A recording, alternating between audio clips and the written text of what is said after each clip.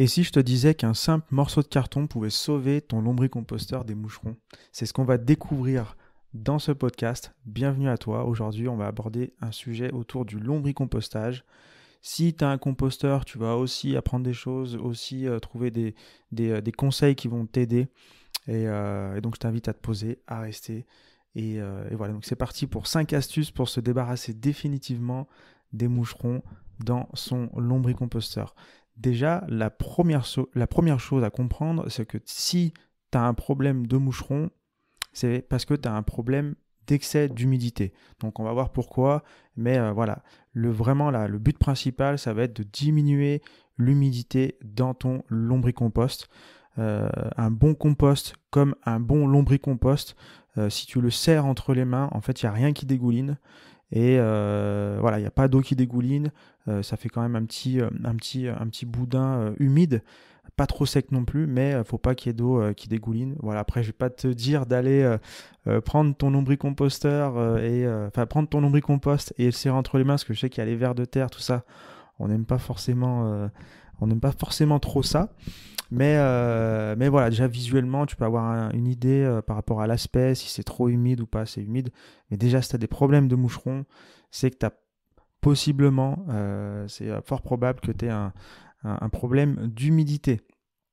Et deuxième chose aussi, c'est que quand tu as trop pas de lombricompost, de moucherons, c'est aussi parce que ta matière, elle est, tu sais, un lombricomposteur qui est en bon état de fonctionnement, qui marche bien, où le lombricompostage se fait bien, c'est aussi parce que c'est une matière qui est vivante. Ton lombricompost, il est vivant, il bouge, il y a les vers à l'intérieur. Bon, je dis pas qu'il bouge, il va pas sortir du lombricomposteur, hein, mais voilà, c'est une matière qui est aussi vivante, qui est capable d'ingérer de la matière organique, donc qui va rapidement dégrader la matière organique qu'on va lui apporter. Donc, si ton lombricomposteur il fonctionne bien, logiquement, les moucherons vont pas forcément venir pondre dans ton lombricompost. Donc, si par exemple, toi tu viens juste de commencer, tu démarres ton lombricomposteur, je crois que j'ai fait un podcast là-dessus, je t'invite à aller l'écouter, le retrouver sur mon site ou dans la liste des podcasts. Mais en gros, si tu démarres un lombricomposteur, il y a voilà, ton lombricompost, il est pas encore en marche, tu vois, il est encore endormi, il est pas encore vivant. Donc là, c'est là où il y a le plus de risques qu'il y ait des moucherons qui viennent, parce que il n'y a pas de vie à l'intérieur, l'humidité elle peut stagner, et déjà ton lombricompost de manière générale il est stagnant, on va dire, il n'est pas vivant, il n'est pas en décomposition, il n'est pas décomposé par les vers de terre, donc du coup eh ben, c'est un terreau fertile, on va dire, pour les moucherons. Donc voilà, si tu démarres, veille vraiment à ce qu'il n'y ait pas trop d'humidité, et aussi à commencer à activer tes vers pour qu'ils commencent à manger. Et si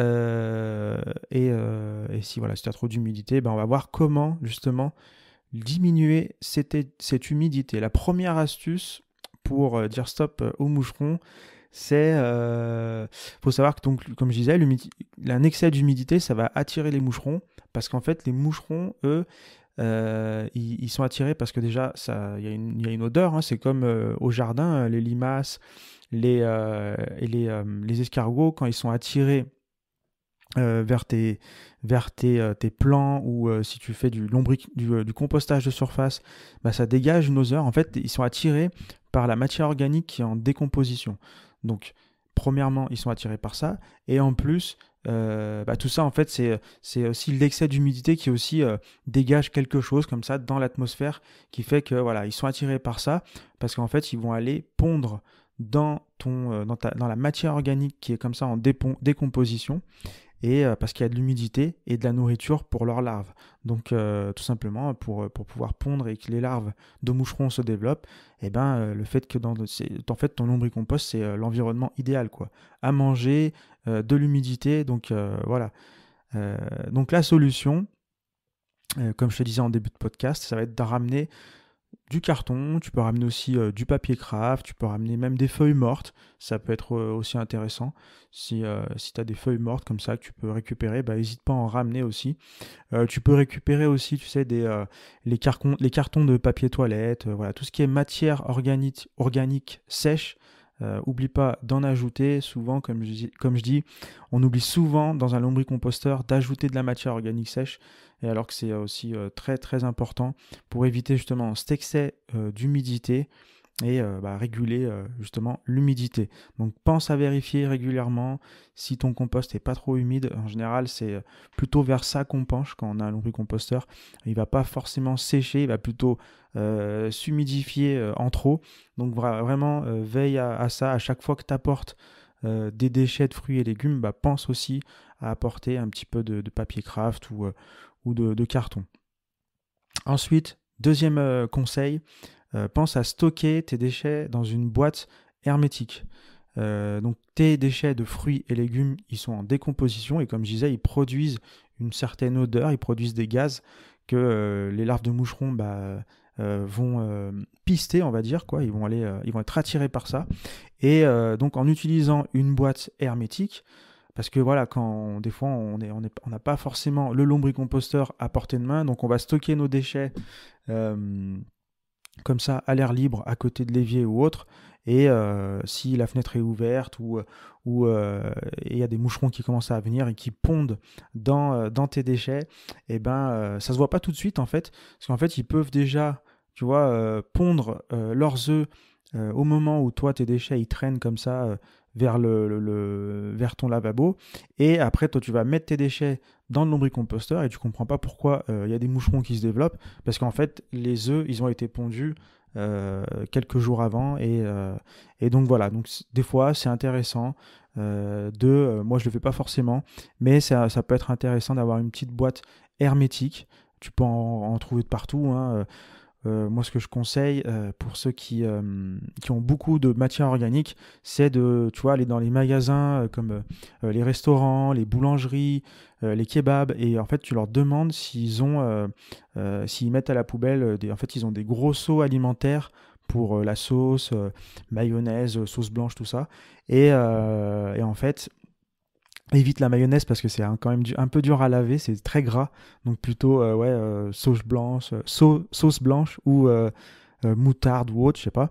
Et en fait, tu peux récupérer ils les jettent, donc tu les récupères. En fait, c'est des boîtes alimentaires hermétiques et ça te permet de mettre un bon paquet de matière organique avant d'aller au composteur. Donc ça, c'est si vraiment ton lombricomposteur ou ton composteur sont quand même assez loin et que tu vas, tu vois, peut-être quelques fois par semaine, tu vas pas forcément tous les jours.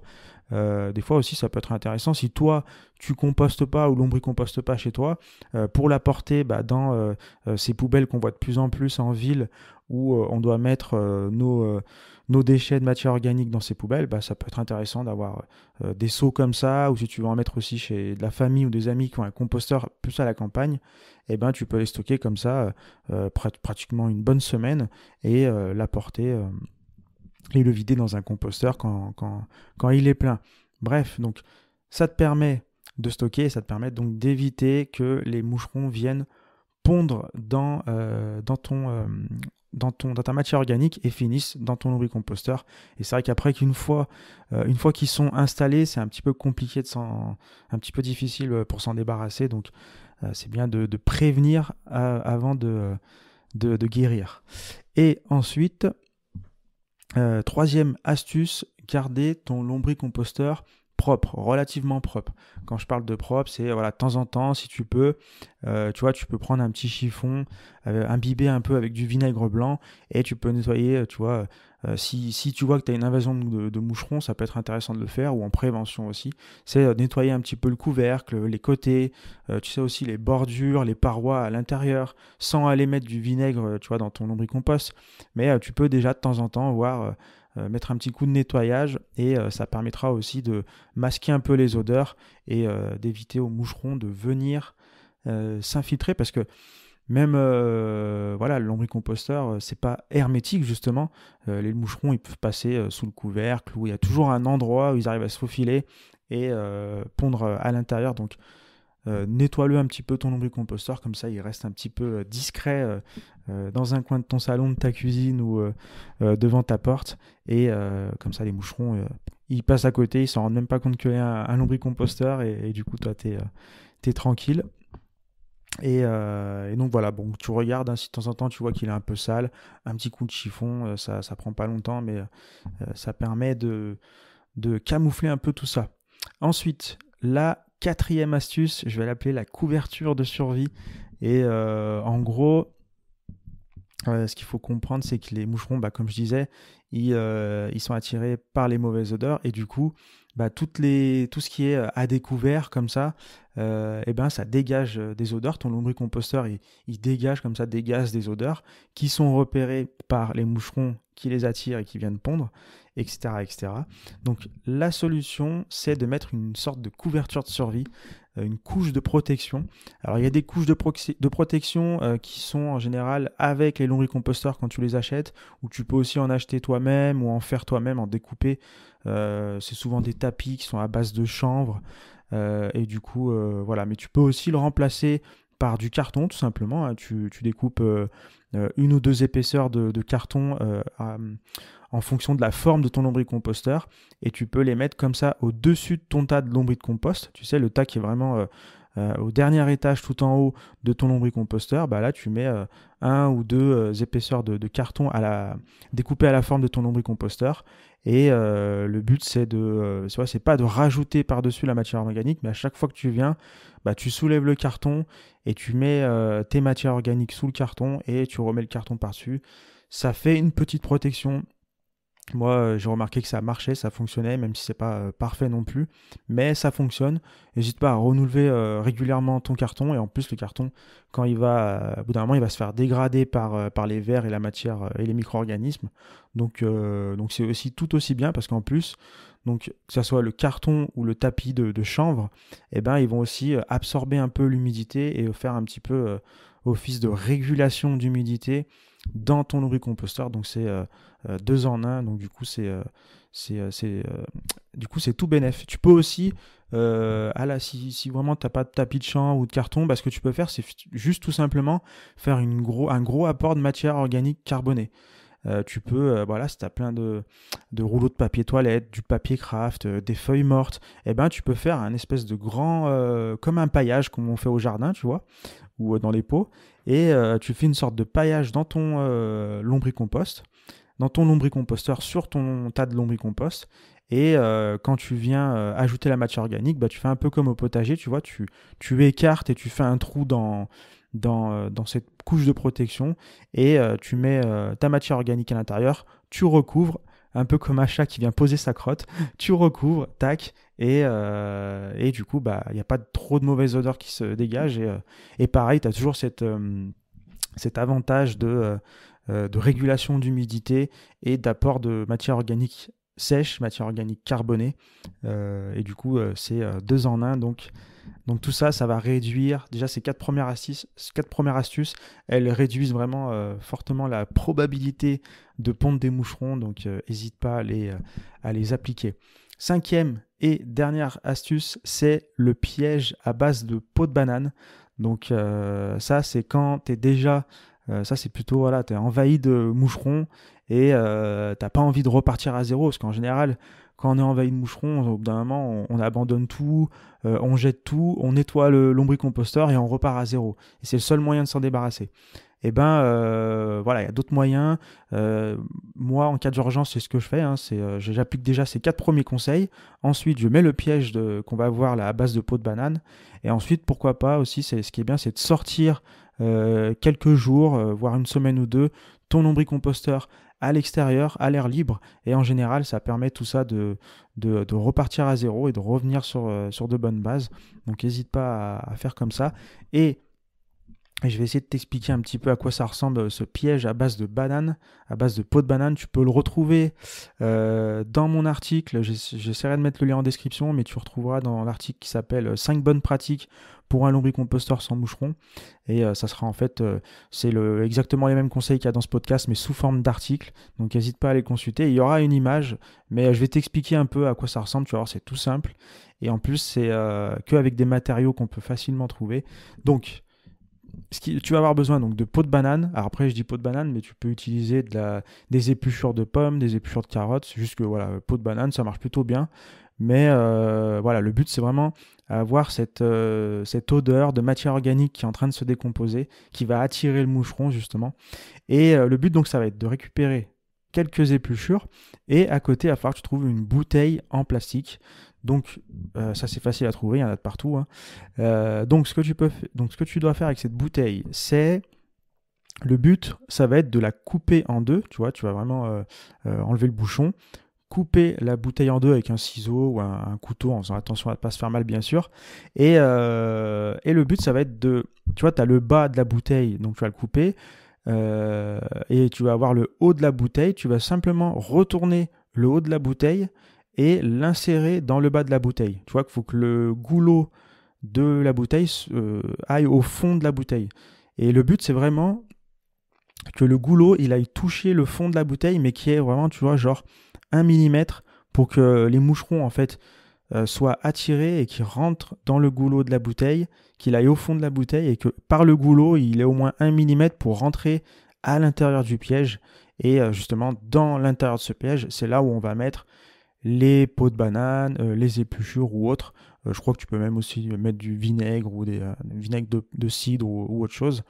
Mais voilà, le but c'est vraiment, tu sais, c'est un peu les pièges qu'on voit un peu partout pour les guêpes, pour les mouches, tout ça. Bah, c'est un peu le même système. Tac, sauf qu'à l'intérieur, tu mets juste de la matière organique en décomposition et ça attire les moucherons. Et une fois qu'ils sont rentrés à l'intérieur, bah, ils sont bloqués. Et après, tu peux même, tu vois, t'as pas de mort sur la conscience. Tu prends ton piège, tu vas dehors, loin, dans le composteur du voisin pour l'embêter et tu ouvres ton piège et tous les moucherons ils s'envoleront un peu plus loin ou dans le composteur de ton voisin. Si tu es en conflit avec lui, ça peut être une bonne méthode pour se venger. Et donc voilà, tu peux en faire plusieurs des pièges. Moi, pareil, quand j'avais ce genre de problème, j'en mettais des fois même à l'intérieur du lombricomposteur. J'en mettais 2, j'en mettais à l'extérieur, un petit peu partout, même vers le lavabo quand j'avais à côté de mes déchets de matière organique. Voilà, tu peux en mettre un petit peu partout et ça marche plutôt bien, tu verras. Et donc voilà. Donc je t'invite vraiment à garder ce podcast au cas où, en urgence, tu as besoin de ton... ou à noter tout simplement voilà, les 5 étapes. Hésite pas à me donner un retour si tu as déjà essayé, si tu as d'autres méthodes et puis même si tu vois que ça a fonctionné, n'hésite pas à revenir me le dire sur YouTube, sur Spotify, on peut laisser des commentaires un petit peu partout et pareil, si ce podcast t'a plu, t'a aidé, merci de laisser quelques étoiles sur les plateformes de podcast, ça aide au podcast à être plus visible et ça soutient le podcast et mon travail. Donc sur ce, je te laisse t'occuper de tes moucherons et puis on se retrouve dans un prochain épisode. Salut!